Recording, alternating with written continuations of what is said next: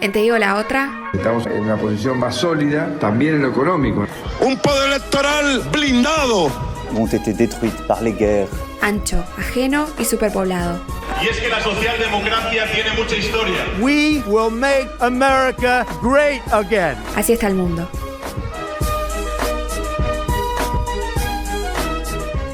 Y en este Así está el mundo nos quedamos en la región, nos quedamos más precisamente en Colombia. Colombia entre la paz y la guerra. Colombia un poco bajo la amenaza de un retorno de la violencia política, o tal vez una violencia política que tampoco nunca terminó de irse del todo. Hace unos pocos días, Iván Márquez, histórico número 2 de la guerrilla colombiana, o al menos en las últimas décadas, anunció la vuelta de al menos una parte de la ex-FARC, de las Fuerzas Armadas Revolucionarias de Colombia, a la vía armada, tras lo que él denuncia ser los fracasos de los acuerdos de paz. Este proceso por la paz que tiene también larguísima data o muchos intentos, pero que había tenido como una última etapa, cristalización durante el mandato del expresidente Santos, que logró finalmente la firma de acuerdos de paz, la incorporación de los guerrilleros a la vida política electoral y así como la construcción de una justicia especial para la paz, unos cuantos puntos, pero que luego del triunfo electoral del año pasado de Iván Duque, la vuelta del uribismo puro y duro, digamos, al gobierno, esos acuerdos estaban en jaque y ahora parece que la paz tambalea, digamos, ¿no? por el recrudecimiento de la violencia institucional del Estado y por también el regreso de un núcleo al menos de guerrilleros a estar activos y a estar apostando nuevamente por la vía armada. Pero de todo esto, quien sabe mucho y nos va a estar acompañando en los próximos minutos, es un gusto recibirla aquí en el estudio, es Laura Maya. Laura es artista audiovisual colombiana, es maestranda en estudios sociales latinoamericanos en la Universidad de Buenos Aires, aquí cruzando el charco, y aquí vive en Montevideo hace ya varios años e integra el espacio Entre, los amigos de Entre que se dedican a trabajar, militar, estudiar cultura y política, la intersección entre cultura y política. Si nos están escuchando, les mandamos un abrazo, que tenemos muy buena relación con varios de ellos. Es activista por los derechos humanos, así que por todas estas razones la estamos invitando aquí a conversar durante los próximos minutos en Te digo la otra, en la radio de la universidad, sobre la situación, la coyuntura política en Colombia. Muy buenas noches, Laura. Hola, muy buenas noches, muchas gracias por la invitación. No, es un gustazo recibirte y esperamos que también para la audiencia, si bien la distancia a veces no es tanta, pero a veces hay un foco de los temas de opinión pública y de los temas de la agenda pública, siempre está más puesto en temas de política internacional en los países centrales, ¿no? En Europa, claro. En Estados Unidos,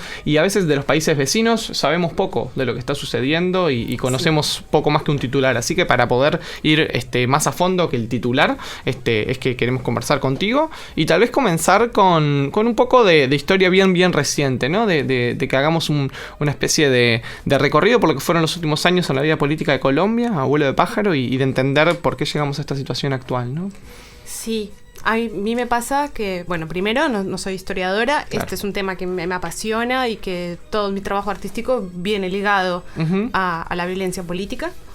Y por eso sé el tema, sí. Pero me disculpen los historiadores y politólogos. Y también para contextualizar un poco, Colombia es un país que tiene Caribe, pero la gente a veces me dice como que solamente es Caribe, pero es una región andino-amazónica que tiene una diversidad biológica y una fuente de materia prima. Eso como para entender también por qué es un territorio en disputa. Y tiene una población de 49 millones de habitantes, el cual un cuarto es población rural, y que sigue achicándose. Eso un poco para contextualizar y que sepamos también como que es un poco como Colombia y cómo viene, cómo cae todo eso en relación a lo que vienes diciendo de los últimos años en relación política. En larga data, por ejemplo, desde los 90 tenemos el Plan Colombia, con un plan de intervención estadounidense para acabar con las drogas y la guerrilla, que se recrudeció a partir del 2002 con el presidente Álvaro Uribe Vélez y su reelección. Hizo él desde el 2002 hasta el 2010. Después vienen los 4 años del presidente Santos, que hizo todo este proceso de paz. Y ahora tenemos la vuelta al uribismo, como bien decías, con Iván Márquez, que es lo que vendría siendo, en términos de lo que pasa en toda la región y en lo que viene sucediendo, que son outsiders de la política, que de repente apareció, cayó y tenemos un nuevo presidente que no tenía una vida política, si bien era senador. Sí, no tenía una trayectoria muy destacada antes de ser presidente. Digamos que incluso un año antes de ser electo era prácticamente desconocido para la enorme mayoría de los colombianos. Sí, ¿no? sí. Fue un poco la apuesta de que en su momento era como el discurso o la suspicacia era que, bueno, que sería un presidente muy marioneta de Álvaro Uribe, ¿no? Siendo. Sí, total. Y en el medio, Santos, digamos, era un presidente que, si bien aparece como del partido de Uribe, luego se distancia también, ¿no? Se distancian, sí, muchísimo. Porque justamente Santos lo que apostó fue a estos acuerdos de paz y el uribismo no lo aprueba. Sí, no lo acompañó desde el primer momento, ¿no? Entonces, al principio sí, pero después ya no. Y se distanciaron precisamente como por los acuerdos. Claro, ya durante el segundo gobierno de Santos, ¿no? Fue que estos acuerdos finalmente, con una enorme expectativa de toda la comunidad internacional, ¿no? Acuerdos que se firman en La Habana, pero que hubo de muchas partes, de España, de Venezuela, apoyo muy importante a que esto se diera, finalmente al punto de que terminan con un respaldo que se cristaliza en un premio Nobel de la Paz para el presidente Santos. Pero bien, desde como polémico. Polémico también, pero bueno, cuando los acuerdos se logran, digamos, no es que el camino estaba completo, sino que era apenas un primer paso y una posibilidad, ¿no? Sí, un primer paso, pero me voy a devolver un poquito cuando te dije polémico, el Nobel de la Paz, porque Santos, no hay que olvidar que también perteneció al gabinete de Álvaro Uribe como ministro de Defensa, Sí. Y durante ese tiempo comenzó una situación muy irregular que se llaman los falsos positivos, que es una de las etapas también más violentas de la historia reciente, que son ejecuciones extrajudiciales. Durante el periodo de Uribe como presidente y Santos como ministro de Defensa, se hicieron pasar a civiles y a jóvenes como exguerrilleros, los ejecutaban, los vestían de guerrilleros para mostrar bajas y tener premios en los mandos militares. Después de eso, él fue el presidente. Entonces, hay una relación claro, bastante cuando Santos gana en el 2010, era el candidato del uribismo, digamos, ¿no? Era en su momento la gente que la gente de izquierda y toda la gente que estaba a favor por la paz, acompañó la candidatura de Antanas Mockus, no la de Juan Manuel Santos. Claro. Por lo menos en la segunda vuelta electoral se veía como que, el que estaba ganando era el Delfín de Uribe. Luego, se da esa ruptura política entre ellos y un Santos que cambia de posición respecto al conflicto, ¿no? Sí, Santos igual representa como otra clase política y una clase política que busca como todos los proyectos agroindustriales, inversión extranjera, grandes capitales, y Uribe representa más a una oligarquía nacional, rural, agraria también, pero más interna, y que además llevan años trabajando con el narcotráfico directamente también. Entonces ahí, por eso también como esas diferencias en los modelos, sobre todo de negocio y economía de los dos. Claro, se entiende. Y bueno, si quieres avanzamos con el proceso de paz. Claro. Sí. Les cuento, los acuerdos se llevaron durante 4 años, las negociaciones del 2012 al 2016. Uno de los integrantes que ahora se rearman para las FARC, que es Iván Márquez, como tú decías, fue uno de los principales negociadores. Y hubo como 6 puntos claves que ahora vamos a nombrar y que son los que en el video de Rearme se habla como una gran traición a estos acuerdos de paz. Entonces, contanos. El primer punto es una reforma rural integral. Eso fue de las primeras y los núcleos más duros del acuerdo. Porque el conflicto armado tiene más de 8 millones de desplazados internos y muchas tierras por ahí baldías y gente sin tierra. Entonces era un plan de redistribución de tierra que hasta el momento no se ha llevado a cabo. Primer punto, fracasado. Incluso antes de que se fuera Santos, se creó un modelo rural exportador sobre zonas de interés económico y social, que fueron zonas baldías, entre comillas, que se entregó a capital extranjero en vez de hacer una redistribución de tierras para campesinos. Entonces ya ahí empezamos con el primer punto, mal. Segundo punto del acuerdo es la participación política. Y bueno, lo que se ha demostrado hasta el momento, históricamente, pero en este momento, desde los acuerdos de paz, es que no hay garantías para la oposición.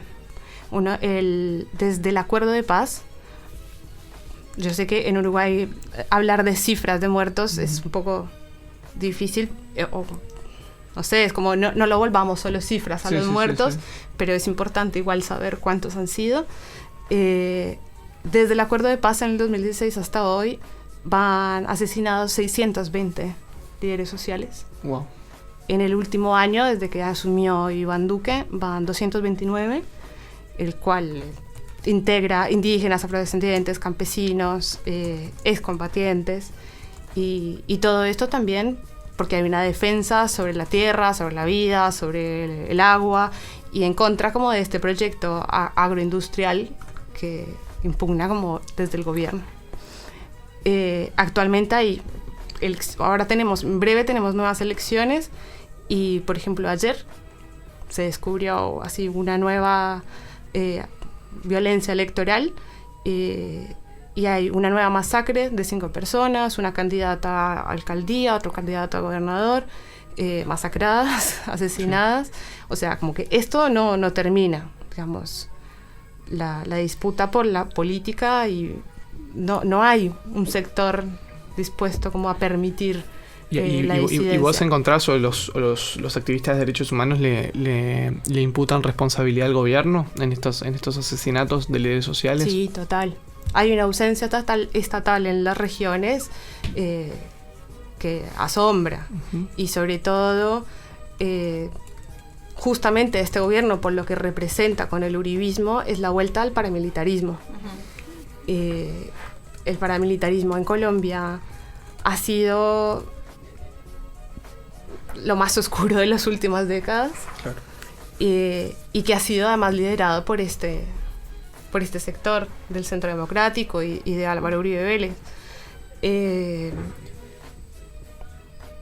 Para el uribismo en particular, esta decisión de parte de las FARC, bueno, de la guerrilla, de volver a tomar las armas y de volver a la lucha armada, por más de que no sea toda la fuerza que lo definió, por lo que comentábamos al comienzo, hubo como una división ahí. Sí, esto es solo una fracción. Es solo una fracción. Igualmente, a uno se le ocurre que para los sectores que de repente siempre estuvieron en contra de los acuerdos de paz, esto es como lo que necesitaban, ¿no? Como para decirle al resto de la sociedad, bueno, vieron, en realidad no teníamos que acordar con estas personas porque evidentemente ellos quieren seguir en esto. O sea, si bien obviamente tiene todo este contexto que vos nos contabas y que sin duda es ineludible, ¿el uribismo te parece que se ve beneficiado con esta noticia?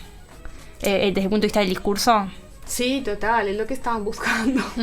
O sea, desde el plebiscito de los acuerdos de paz, cuando se le pidió al pueblo entre el sí y el no sobre los acuerdos, el mayor líder opositor era Álvaro Uribe Vélez. Entonces, y desde el momento en que quedó como senador, porque él actualmente es senador de la República, siempre ha estado en contra del proceso de paz, de la justicia especial para la paz.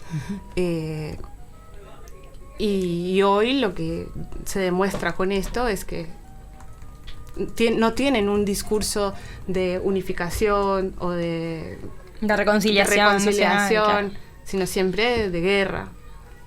Lo que siempre está en disputa son estos territorios, los caminos del narcotráfico.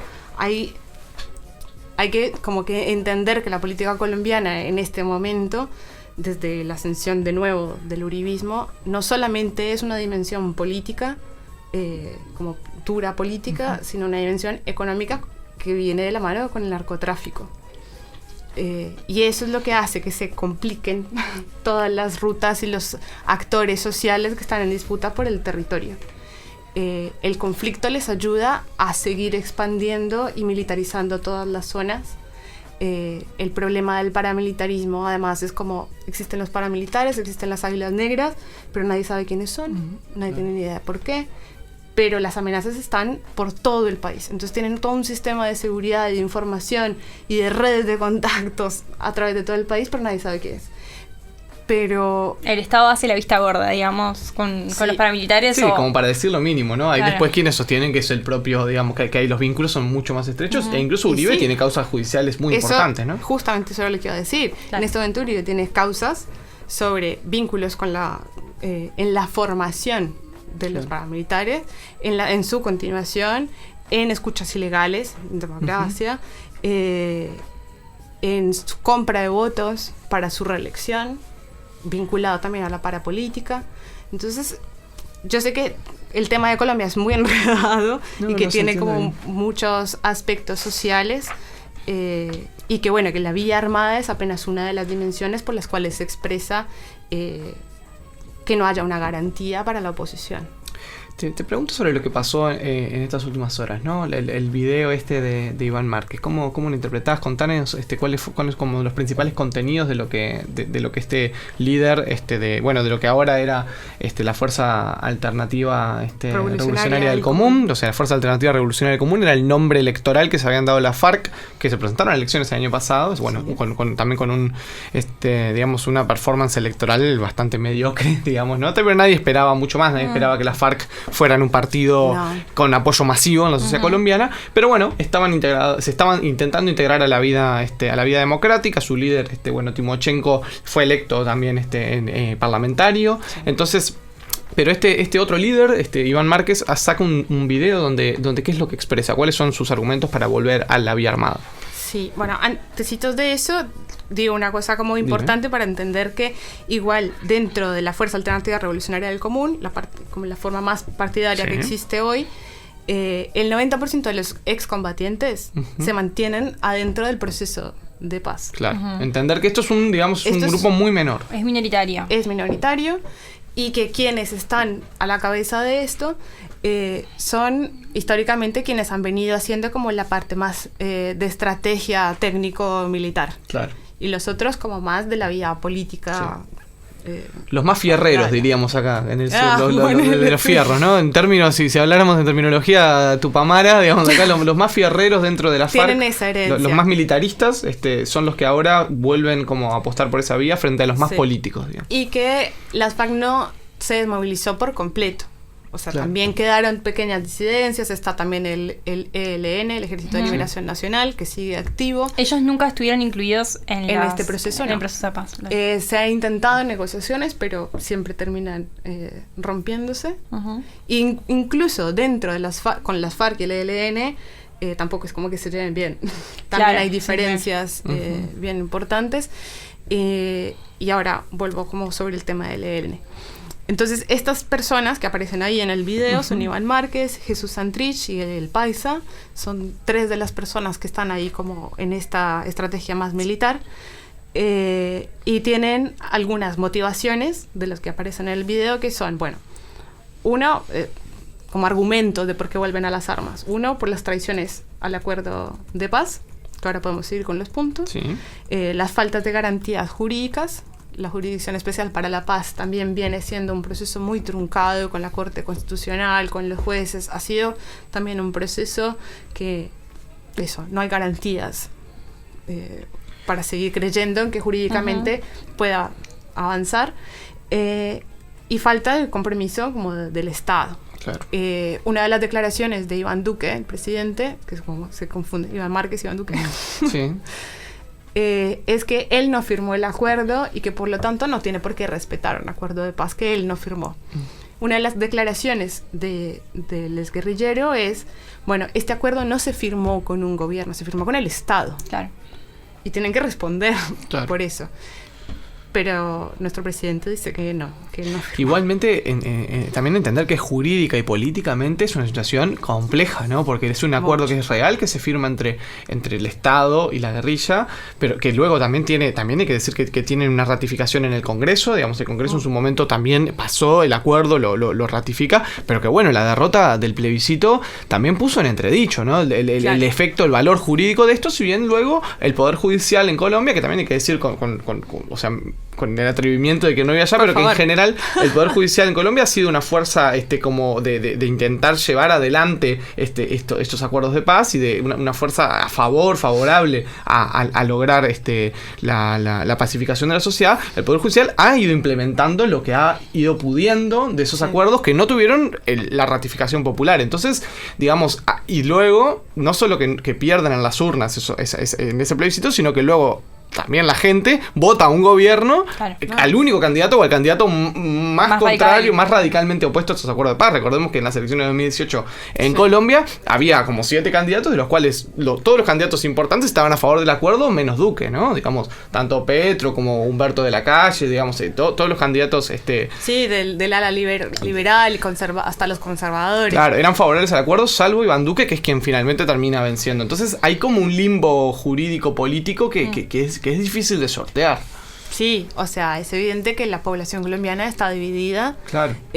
Pero sobre todo esa división se ha venido dando en los últimos años, sobre todo desde el plebiscito hasta las elecciones, con un montón de mentiras y de malinterpretaciones. Sí, con mucho del fenómeno de la fake news, ¿no? De la desinformación en Colombia. Durante el plebiscito del 2006 y durante la campaña electoral pasada fue abrumador, ¿no?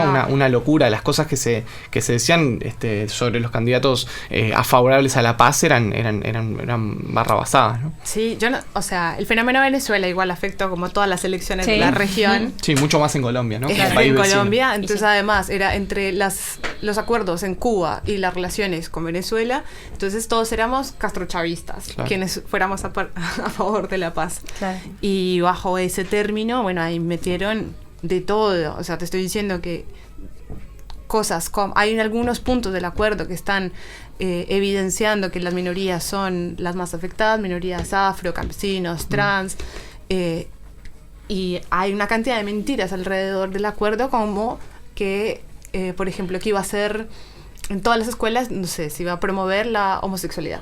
Claro. Como, bueno, esa película ya la venimos viendo en varios países del continente. Claro, no es un discurso nuevo, es un discurso que la derecha está utilizando, nada más también con apoyos de iglesias evangélicas que siguen como con esta retórica en contra de la diversidad sexual, reproductiva. Y lo que está denunciando entonces Iván Márquez, este líder guerrillero, es que los acuerdos no se están cumpliendo, digamos. No, y que no hay garantías del Estado. No hay ninguna garantía. Entonces que por eso vuelven a la lucha armada, pero como con algunas novedades en relación a lo que era como la vieja guerrilla.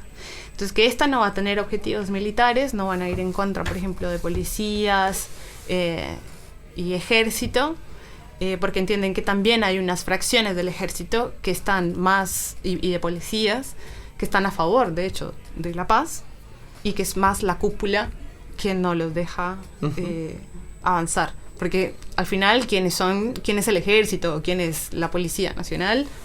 Y siguen siendo campesinos, personas muy jóvenes que no quieren seguir muriendo por esto y combatiendo.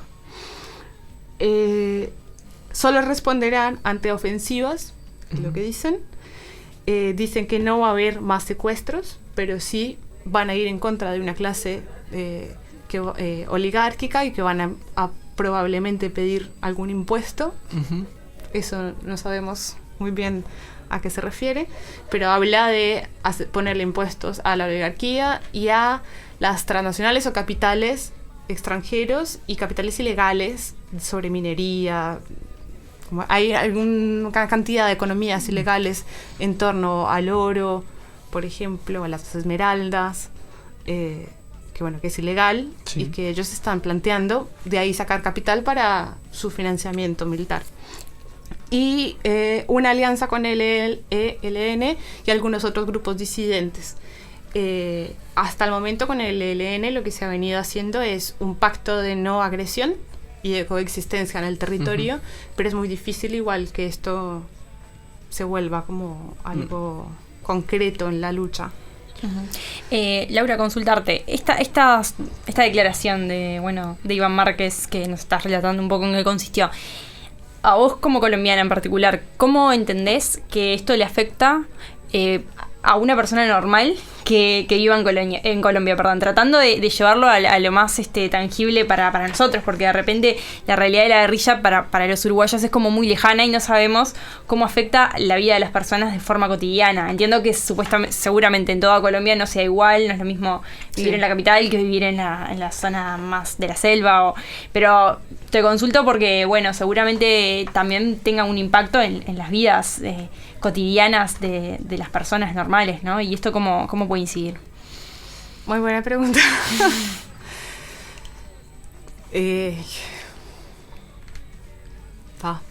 Voy a pensar un poco. Yo quiero recordar en la misma línea que decía Flor, que en su momento en las elecciones del plebiscito por la paz era bien latente el voto territorial, no el voto geográfico, y se veía justamente que la paz había triunfado en los lugares más humildes, en los lugares más rurales, en los lugares donde la guerrilla más había golpeado, que uno podría a priori tener la hipótesis de decir, esta es la gente que más odio le tiene a la guerrilla y que menos quiere integrar a la guerrilla a la vida política y que más querría apostar por una derrota militar de la guerrilla, y no, esa gente, la gente que sufrió en carne propia el conflicto y que sufre en carne propia el conflicto votó por la paz, mientras que el voto en contra de los acuerdos de paz fue en las grandes ciudades, en los lugares donde justamente la influencia del conflicto es más escasa, porque hace muchos años que no ocurrían atentados ni ocurrían hechos de sangre importantes en las ciudades grandes. Entonces como que había ahí una paradoja, ¿no? O una explicación que era que aquellos menos afectados en realidad eran los que decían que les den caña, digamos, que los derroten por la vía militar y que no acuerdan nada con estos tipos, mientras que la gente más sufrida era la que quería llegar a un acuerdo de paz, ¿no? Sí, es bien importante para también tomar en cuenta una cosa, y es la guerrilla de las FARC. O sea, en Colombia existen las condiciones como para que esto suceda, que suceda la vida armada, sean las FARC, el ELN o el paramilitarismo. La pregunta, incluso le venía conversando con un compañero colombiano, es si las FARC sí representan a una base social que está desconforme y que siente la opresión del Estado y la represión. No sé qué tanto representa las FARC a una base social que yo me siento súper inconforme con el Estado desde que tengo conciencia. Claro. Siempre he estado del lado de la oposición. Ahora, la oposición viene siendo siempre estigmatizada y caracterizada como guerrillera. O sea, yo tengo conciencia de haberme dicho de izquierda, por ejemplo, ya muy grande. Porque antes era como, si decías eso, había un juzgamiento de, esta persona es guerrillera. De pronto no tanto en las ciudades grandes como dices tú, claro. Pero sí en las zonas rurales. Hay una asociación muy fuerte entre el imaginario colectivo de la sociedad, digamos, entre el terrorismo y la izquierda. Sí. Las guerrillas. Sí, la guerrilla, las Fuerzas Armadas. Pero históricamente, quienes más han atentado contra la población civil no ha sido la guerrilla, ha sido el paramilitarismo. Digamos, hay un informe que lo recomiendo mucho, que ya incluso debe estar un poco desactualizado, que se llama del Centro de Memoria Histórica, Basta Ya, en donde tienen un poco más esas cifras, en donde demuestra que quienes más han atentado contra la población civil ha sido el paramilitarismo, y las FARC y las guerrillas en general se han dedicado sobre todo a ir en contra de infraestructura. Ahora, si bien es cierto, hay conflictos con el narcotráfico, los secuestros, y como que yo no digo que no haya sucedido y que no hayan fracciones de las FARC que vayan en contra de la población civil. Pero sin duda esto todavía es muy pronto para saber qué va a pasar. Sobre todo se necesita saber cuál es la respuesta del gobierno, cómo va a seguir avanzando con esto, si va a ser una forma más represiva. Es sintomático que desde hace un año no se haya puesto atención sobre la cantidad de líderes sociales asesinados y que el gobierno se haga el de la vista gorda. Y entonces estas condiciones de una nueva guerrilla ponen ahí en duda sobre cómo va a actuar el Estado al respecto. La gente no es como que se sienta muy representada. Por eso digo, hay una distancia igual entre los civiles y las guerrillas, pero sin duda en los territorios más rurales hay una relación de cotidianidad con la violencia, de que el tío es paramilitar, el sobrino es guerrillero, el otro participó. O sea, como que hay relaciones sociales en las formas rurales que están atravesadas como por todos estos conflictos. Igual da la sensación que en el núcleo duro del uribismo se celebra esto, ¿no? Digamos, porque es como lograr justamente legitimar la posición de que la paz era imposible, de que el acuerdo con cualquier acuerdo con parte de la FARC era imposible. Y bueno, y en algún sentido, como en esta cuestión de que siempre que hay un conflicto armado, los extremos se necesitan, ¿no? Y quienes recurren a la vía armada también le dan el argumento para radicalizar la represión y eso es un juego que se retroalimenta, ¿no? Entonces, pareciera que se estaba a la expectativa de esto, ¿no? En la búsqueda de quebrar y que se lograra una disidencia de este tipo que permita al gobierno salirse del todo de cualquier atadura que pudieran significar los acuerdos de paz. Sí, por eso, o sea, antes de empezar el programa les comentaba que un poco para mí no es sorpresa esto. Uh-huh. No es sorpresa un rearme, digamos. Es muy triste decirlo. Incluso les decía hace un rato, yo lo esperaba antes también. En este momento es más difícil que, por ejemplo, hayan más disidentes o quienes están participando políticamente se vuelvan a la vida de las armas, porque ya hay como todo un proceso también jurídico y de reinserción social a la vida civil. Pero las condiciones existen para el rearme, lastimosamente. Y sí, a Álvaro Uribe Vélez y a todos quienes lo siguen les resirve esta situación. Era lo que buscaban. Bien, entonces Laura, si nos querías aportar algo más sobre que te haya quedado en el tintero. Sí, de pronto hacer hincapié sobre, de vuelta un poco como los acuerdos, y sobre todo como con las no garantías para la oposición, porque actualmente hay un problema grande de amenazas, y porque ya pasó, o sea, también es esto, que la historia de Colombia si la podemos caracterizar de algún modo, además de todas sus problemáticas sociales y vidas armadas, es una condición cíclica.